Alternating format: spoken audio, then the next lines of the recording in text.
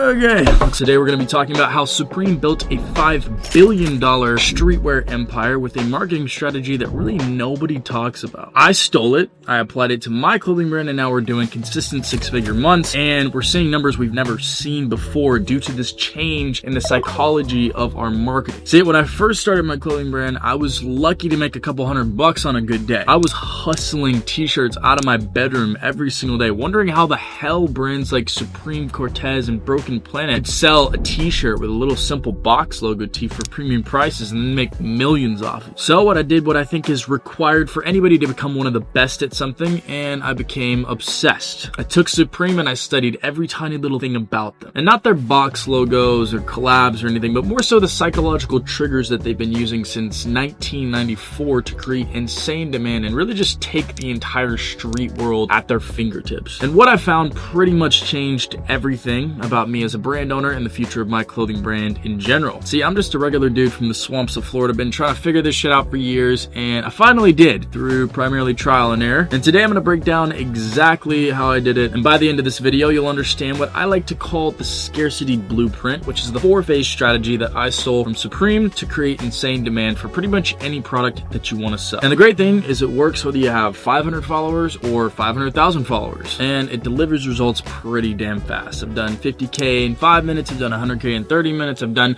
a lot of crazy numbers in a very short amount of time using this strategy, so let's get into it. Alright, so first we need to understand what makes Supreme's marketing strategy so powerful. Supreme started as a tiny little skateboard shop in New York City in 1994, and at first they weren't really doing anything special, they were just selling skateboards to locals. But then their founder James Jebbia discovered something that really nobody else was using or even aware of at the time, and that's something called tastemakers. They're people that you'll find in really any community, and they're essentially just the high status people that everybody tries to copy within a certain community. For Supreme, that was just the best skaters in New York. And these weren't just random skaters, alright? These are guys that every single dude in the community looked up to. And when these guys started rocking Supreme, everybody else wanted it too. See, but here's where Supreme did something really genius. When all the tastemakers in the skater community started wearing the clothes and the demand started going up, instead of ramping up production and volume of units like most brands would, they actually did the opposite. They intentionally made less product than the people wanted. And this created what psychologists call artificial scarcity. When people can't get something easily, they want it even more. These lines became the norm for Supreme. I mean, people camping out for days just to get a t-shirt with a box logo on it. Not because the designs were revolutionary, because they inherently weren't, but because it was so hard to get and people wanted it that bad. I realized that if I could apply the same psychology to my brand, target the right people, and curate scarcity, I could build the same demand at a smaller scale. So that's exactly what I did, alright? And I call it the Scarcity Blueprint. It's Supreme's playbook with my own little twist to make it even better, and it's 4 simple phases that turn regular drop days into sold out events. So phase 1, the mystery. First phase is all about creating mystery. People want what they can't have. That's what this phase covers. For my 100K drop, I started this phase exactly 21 days before the actual drop. And timing matters here. Alright, if you do it too long before the drop, then people lose interest. If you do it too short before the drop, there's not enough space between the start and the end of the campaign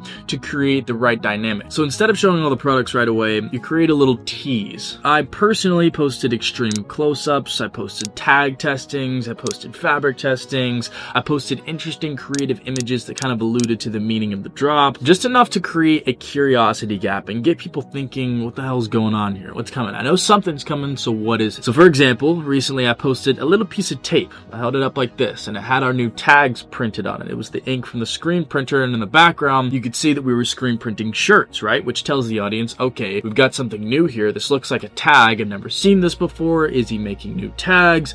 Are the shirts going to look different? Is there going to be a different approach with garment construction, with the actual product development? What's going on here, right? And there was a lot of engagement, a lot of questions, a lot of views. It was actually one of our most viewed stories we've ever posted on the page, and that's because we created like this anticipation, this like feeling of what's coming, you know? See, because when your brain sees part of something but not the whole thing, it becomes obsessed with filling the gaps, right? Because our brains want to make sense of everything. So our brains want to fill the gaps of all the little holes that we see in things that we're interested in. It's like when somebody starts telling you a story and then stops halfway, or like asks you a question like, hey, can I ask you a question? And then says, oh, never mind, right? Because your brain wants to know the other half. So me, I like to show a lot of behind the scenes content because it creates that curiosity gap. It creates that feeling of like, okay, I see that he's creating here, but I don't see the final product. Like, what's coming? I'm not understanding this. Please help me understand this. I post about the photo shoots. I post about the development process. I post about trials and tribulations that we experience on the way.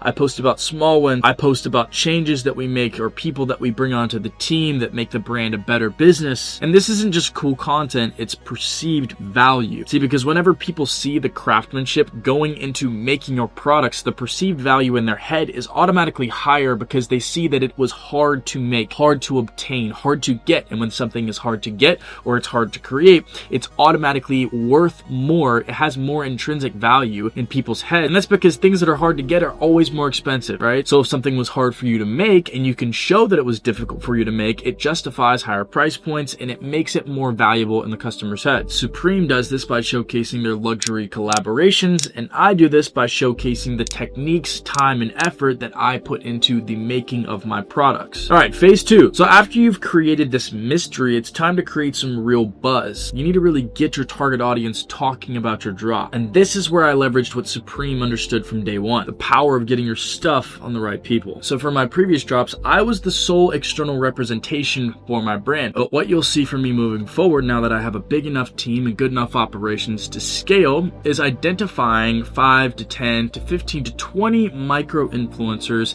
in my niche. These are going to be handpicked guys that really understand the aesthetic of my brand and embody that. Not massive celebrities. I'm talking people with 30, 50, 60, 100,000 followers who really understand my culture and who really fit that blueprint and who really have insane engagement within the communities that I want to reach. So that's going to be the biker communities, the gun communities, the streetwear communities, the motocross communities, the skater communities. All these guys, those are my target. And I'm not just going to send them free stuff, all right? I'm going to create an experience they can't help but share. Each package is going to have handwritten notes specifically written to the influencer, custom packaging that looks super dope on camera, early access codes that they could share with their followers, behind the scenes Polaroids from the design process, and little gifts that really match the brand's aesthetic, you know, stickers, lighters, keychains, things like that. And I've done this with a number of other brands, so I'm 99.999% sure that it's going to bring a lot of external traffic from these communities that we're targeting, thus contributing to a lot more sales, a lot more excitement, and a lot more community awareness of our brand. And during this buzz phase, I also started dropping hints about how limited our quantities were, right? We only have 100 of this. We only have 50 pieces of this, right? And this creates this massive feeling of FOMO, right? A fear of missing out. And people start worrying about missing out before the product is even available. And your brain hates the feeling of missed opportunities, so it pushes you to take action, right? But all this FOMO has to go somewhere, right? That's where this next phase comes in. So that brings us to phase 3, and that's going to be Vault phase, all right? And the Vault phase is my digital version of Supreme's in-store exclusivity. So about 2 to 3 weeks before my drop day, I lock my website with a password. And our landing page, our home page, is just replaced with one that says, hey, the site is closed, and if you want access to our page whenever the drop goes live,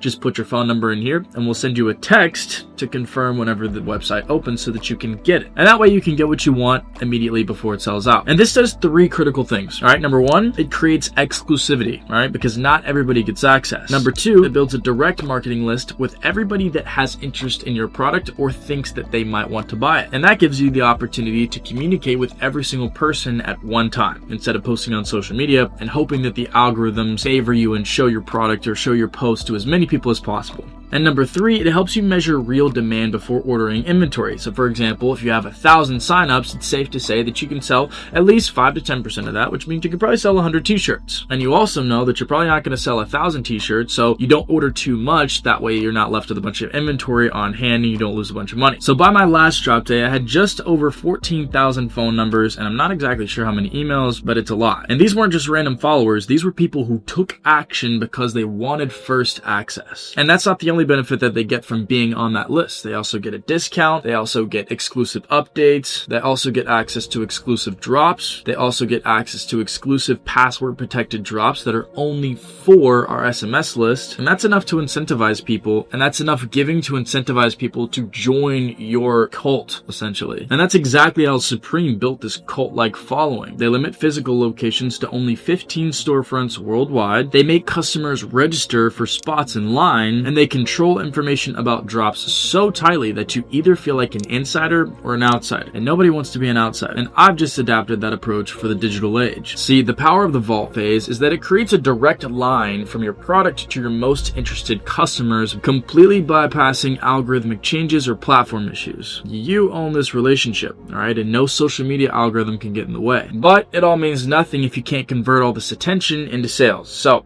pay attention to this last phase, you'll learn a lot. All right, so phase 4, the frenzy. This final phase is where all that built up anticipation converts into sales. So on drop day, I send a very carefully timed sequence of messages. All right, 48 hours, I send out a text message that's saying something like, hey, the drop's coming up, coming soon, here's what's coming, all right, be there or miss out. And then 24 hours before, I'll kind of show what's dropping, all right, just say like, hey, this is coming in 24 hours. If you are not there, you will miss out. Sometimes I'll drop prices, sometimes I won't, it just depends. And 3 hours before, I'll send a quick text message showing like us preparing orders for the drop. And then an hour before the drop, sometimes I'll send an exclusive early access link for our SMS members. And then 2 minutes before drop time, that's when we'll send our message saying, hey, our drop is live. Come, here's the website link. And sometimes we'll have our page password protected and I'll send them a password to get in. Sometimes we'll open the site for everyone. It really just depends on how much inventory we have to sell. And when the site goes live, sometimes we have upwards of like 2,000, 3,000, 4,000 people on the website at a time. And some of the items sell out in literally seconds, which creates this massive like feeling of missing out for everybody that's checking out because they're seeing things sell out. They're like, oh my gosh,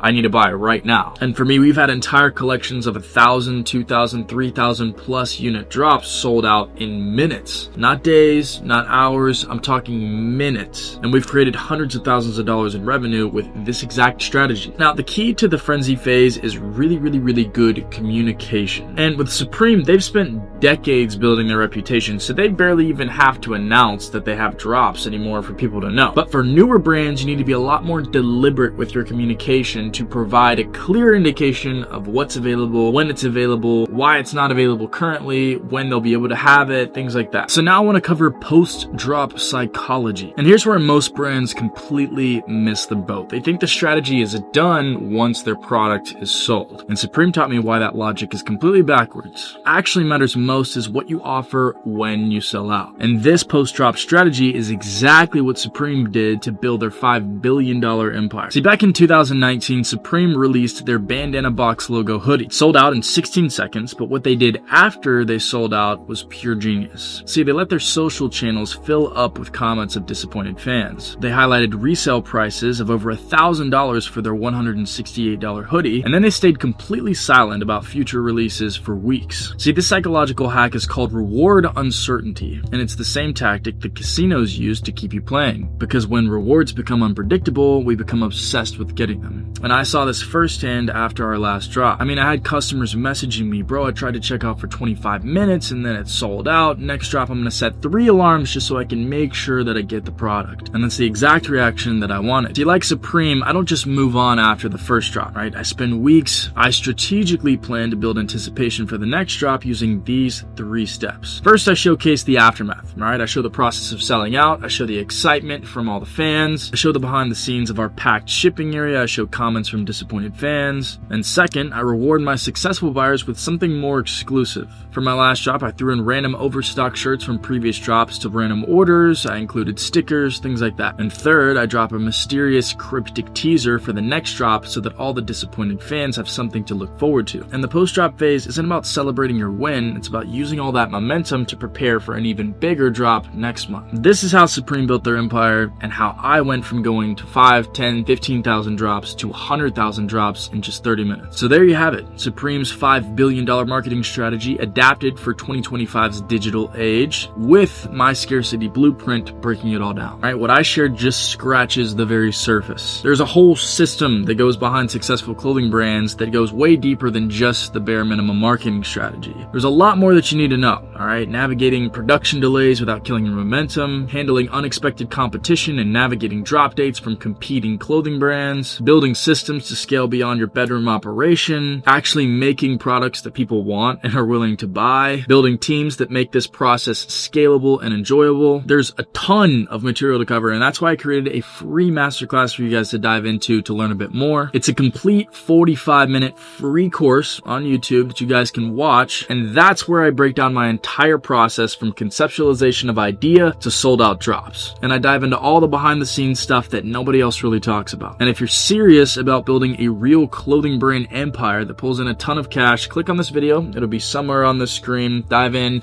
grab a notebook, and enjoy. I'll see you over there.